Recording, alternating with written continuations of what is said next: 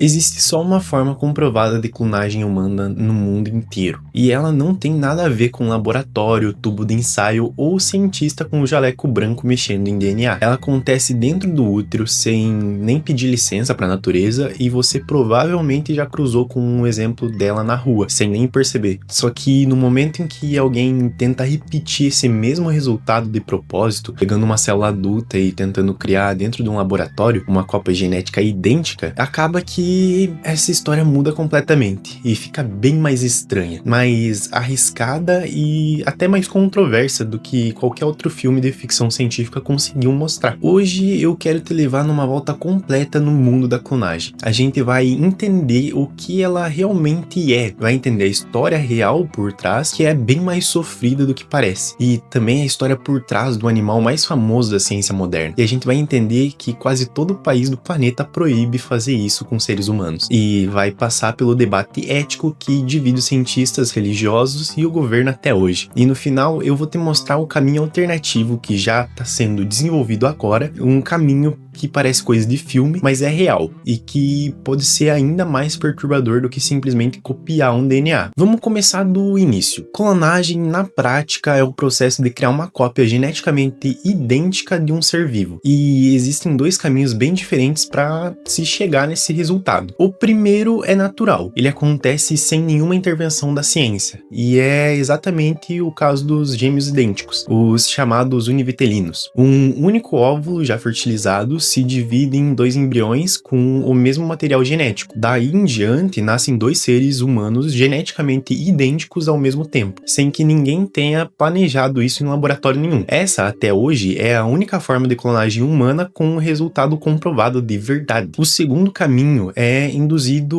ou artificial. Aqui a ciência ela tenta simular esse processo de reprodução dentro de um laboratório, de forma controlada. E essa categoria se divide em duas frentes: a clonagem terapêutica, que foca em produzir células-tronco para tentar curar doenças e tratar doenças, e a clonagem reprodutiva, que foca em gerar um indivíduo inteiro, completo e geneticamente idêntico ao original. Só de olhar para essas duas definições, já dá para perceber que uma coisa importante tá ali. Gêmeos idênticos nascem por acaso, sem ninguém decidir nada. Já na clonagem induzida, é decisão pura e da escolha e da intenção do cientista. E é exatamente essa diferença entre caso de intenção que abre praticamente todos os debates éticos que a gente vai ver a partir de agora. No papel, parece até simples, só que na prática esse segundo caminho, o induzido, é onde tudo fica realmente complicado. E para entender o motivo, a gente precisa voltar no tempo até a descoberta que mudou completamente a forma que a ciência enxerga uma simples célula. Durante décadas, os cientistas eles acreditavam numa ideia que parecia até óbvia. Depois de uma célula do corpo se especializar,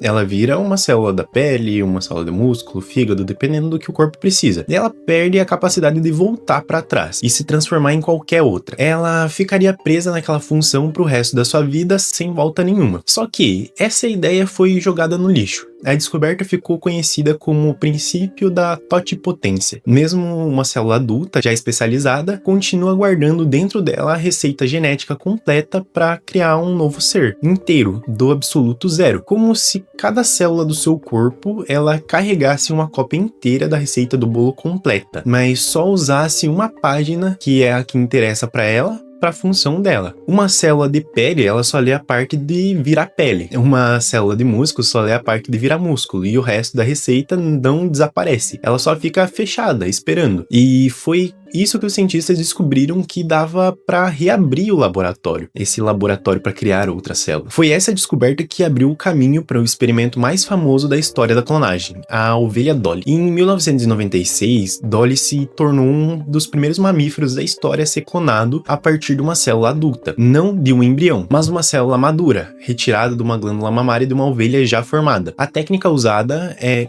chamada de transferência nuclear. Funciona mais ou menos assim: os cientistas pegam o núcleo dessa célula adulta e colocam ele dentro de um óvulo que teve o próprio núcleo removido antes. Depois, aplicam um estímulo elétrico para enganar esse óvulo e fazer com que ele comece a se dividir, como se tivesse acabado de ser fertilizado de verdade. Ela ganha esse nome, aliás, numa brincadeira dos próprios cientistas. Como a célula usada veio de uma glândula mamária, o time decidiu batizar a ovelha com o nome da cantora Dolly Parton. Só que, antes de chegar nesse sucesso, os cientistas passaram 276 tentativas fracassadas. 276 tentativas que não deram em nada. Foi só na tentativa 277 que a Dolly finalmente nasceu. E conseguiu sobreviver. O mais impressionante é que a história da Dolly não parou aí. Mais tarde ela conseguiu gerar filhotes de um jeito totalmente natural, provando que um clone também consegue se reproduzir normalmente, como qualquer outro animal. Só que, ao mesmo tempo, Dolly também começou a apresentar sinais de envelhecimento precoce. Ela desenvolveu artrite e problemas pulmonares muito mais cedo do que se esperaria de uma ovelha da idade dela, e acabou morrendo bem antes da expectativa média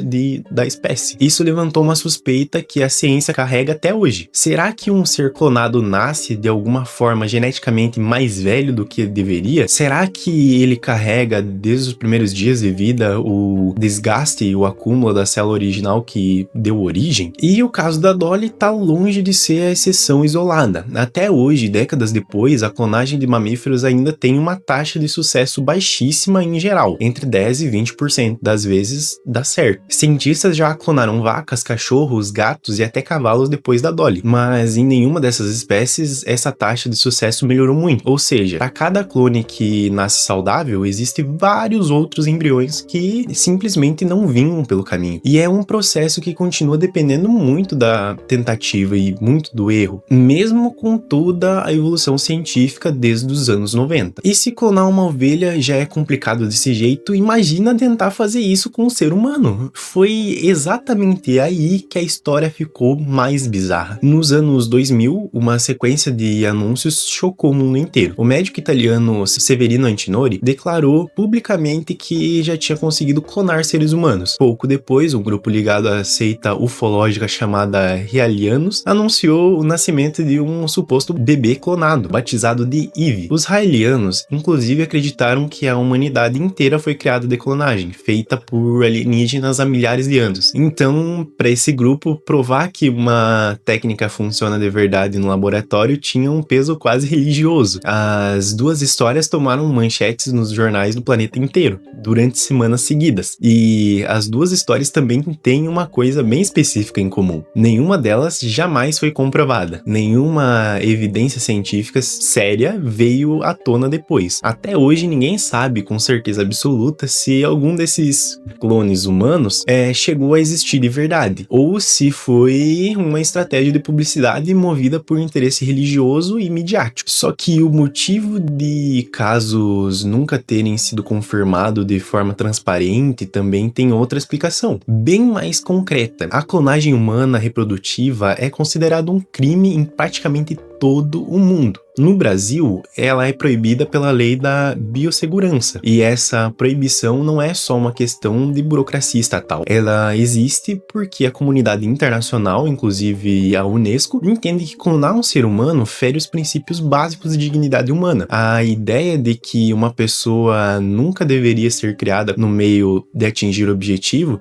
mas sim para ser tratada como um fim em si mesma. E é exatamente aqui que a gente chega no verdadeiro núcleo desse debate, porque mesmo sendo proibida em quase todo lugar, a clonagem ela carrega promessas grandes o suficiente para continuar sendo estudada, defendida e financeiramente financiada por uma parte da ciência. De um lado, os benefícios são reais e são grandes. Células-tronco poderiam tratar doenças que hoje ainda não têm cura, como Alzheimer, Parkinson e alguns tipos de câncer. Casais inférteis poderiam ter finalmente um filho biologicamente próprio próprios sem depender de doadores externos. Ferramentas de edição genética como a CRISPR, que funciona basicamente como uma tesoura genética microscópica capaz de cortar e corrigir trechos exatos do DNA, poderiam prevenir doenças hereditárias graves antes mesmo de a criança nascer. E existe até a possibilidade real de reviver espécies que acabaram sendo extintas, como já existe a discussão sobre o mamute lanoso a partir do DNA preservado no gelo. Ou, quem sabe, trazer de volta aquele animal de estimação que você perdeu e nunca mais esqueceu. De outro lado, os riscos não são nem um pouco menores, né? O primeiro é a eugenia. Se o acesso à tecnologia ficar restrito só a quem pode pagar, a gente corre o risco real de criar uma espécie de humanos geneticamente superior que vão ser segregados biologicamente dentro de uma própria espécie humana, dividida entre quem tem dinheiro, que pode editar o próprio DNA,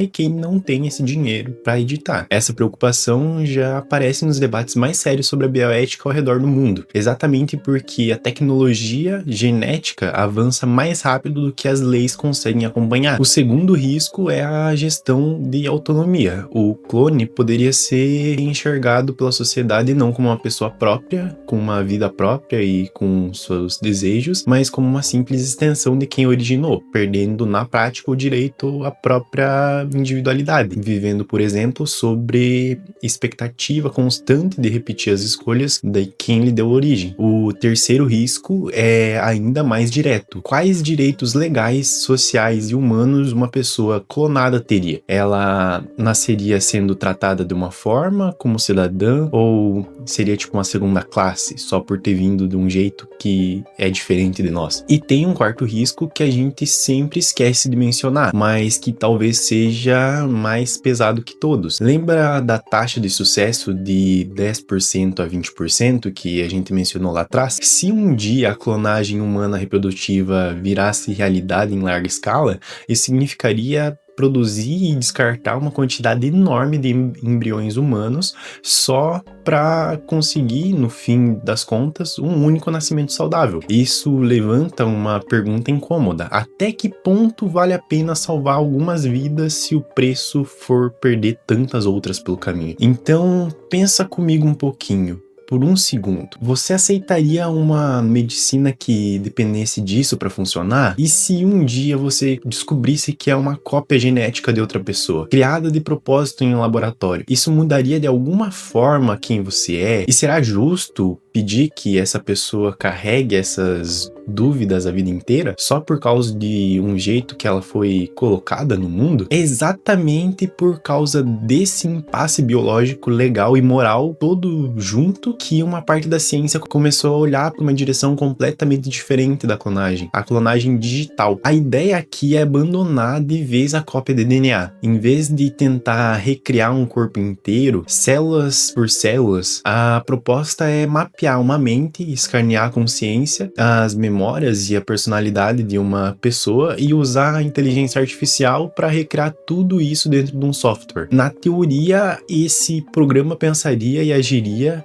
e responderia exatamente como a pessoa original pensaria e agiria diante da mesma situação, no mesmo tom de voz, com as mesmas referências da história. Não ia existir mais um corpo para envelhecer antes do tempo, nem embriões descartados no meio do processo, nem uma taxa de mortalidade de 90%. A essência de alguém, o jeito único dessa pessoa, como ela pensa, como ela fala, como ela reage ao redor do mundo, seria transferido completamente por uma nuvem de dados que você praticamente ia deixar isso permanente. E no fundo essa proposta é uma proposta de imortalidade, só que virtual, feita com dados ao invés de células. E é engraçado pensar que depois de todo esse caminho da Dolly, os casos que nunca foram provados, as leis e os debates éticos, a clonagem mais simples do mundo continua sendo exatamente aquela que abriu o vídeo. Duas pessoas geneticamente idênticas nascendo do mesmo jeito, sem uma ciência para organizar organizar isso por trás. Mas aí entra uma pergunta que ninguém ainda consegue responder direito. Se um programa de computador conseguir pensar, lembrar, agir exatamente como uma pessoa agiria, onde é que termina a cópia? E onde é que começa você de verdade? E goste você ou não dessa ideia, desse caminho, já está sendo desenvolvido agora enquanto você assiste esse vídeo. Se você quer entender até onde a clonagem digital já chegou, peça aqui nos comentários que eu penso sobre trazer um vídeo mais completo para vocês. Eu e o YouTube achamos que você vai gostar do próximo vídeo.